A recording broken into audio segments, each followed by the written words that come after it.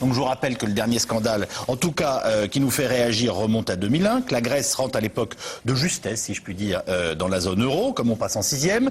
Les déficits sont là pour normaliser les choses, eh bien l'État grec fait appel à Goldman Sachs. La banque d'affaires fonctionne comme un bon médecin qui transforme le bon cholestérol en mauvais et réciproquement. En tout cas, la dette en liquidité, c'est en fait du rachat de dette avec accès aux liquidités, exactement comme nous pouvons, à titre individuel, nous-mêmes, faire du rachat de crédit. Retour donc sur ces mécanismes qui paraissent quand même ahurissants, qui faisaient croire que la Grèce assainissait ses comptes, alors qu'en fait, elle hypothéquait effectivement son avenir. Elisa Coudray, Stéphane Morel.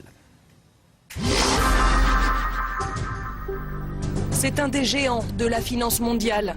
Goldman Sachs, la banque d'affaires la plus puissante de Wall Street, plus de 13 milliards de dollars de bénéfices en 2009. Sorte de super prédateur qui, après avoir dévoré certains de ses concurrents, s'attaque aux États. Première victime, la Grèce. Tout commence en 2001. La Grèce rentre de justesse dans la zone euro. Pour répondre aux critères draconiens européens sans trop se serrer la ceinture, elle fait appel aux experts de Goldman Sachs. Diminuer sa dette tout en continuant à dépenser, c'est possible. Goldman Sachs prend 10 milliards de dettes émises en dollars et en yens et les transforme en 9 milliards de dettes apparentes et 1 milliard de cash, le tout en euros. L'astuce, utiliser un taux de change sur mesure. Mais ça ne suffit pas.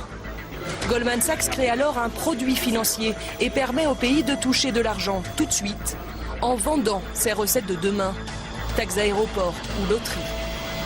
Pour ses bons conseils, la banque empoche 300 millions de dollars de commission. La dette grecque est camouflée, le pays peut continuer à dépenser. Il y a quelques mois, Goldman Sachs aurait proposé à la Grèce de refaire le coup. Le pays a refusé. Sa situation financière l'inquiète déjà beaucoup.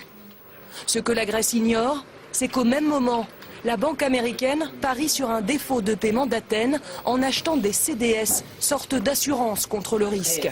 En clair, Goldman Sachs joue sur tous les tableaux. En achetant massivement ce type de produit, Goldman Sachs a parié en quelque sorte sur la faillite du pays. En tout cas, Goldman Sachs, en achetant des CDS, en se couvrant contre un risque qui était à l'époque considéré comme plus faible, a anticipé le fait que le marché allait se faire peur finalement dans le futur sur la dette grecque. Et c'est vrai que si on achète en juillet un CDS à 100 points de base, donc à 1%, et qu'on le revendait aujourd'hui, le prix de mon assurance a quasiment plus que triplé. Et donc j'ai triplé mon investissement de couverture et donc j'ai fait une assez forte plus-value. Goldman Sachs, ou l'art de gagner à tous les coups. Comme banque conseil, elle pousse au crime. Comme banque de marché, elle en profite.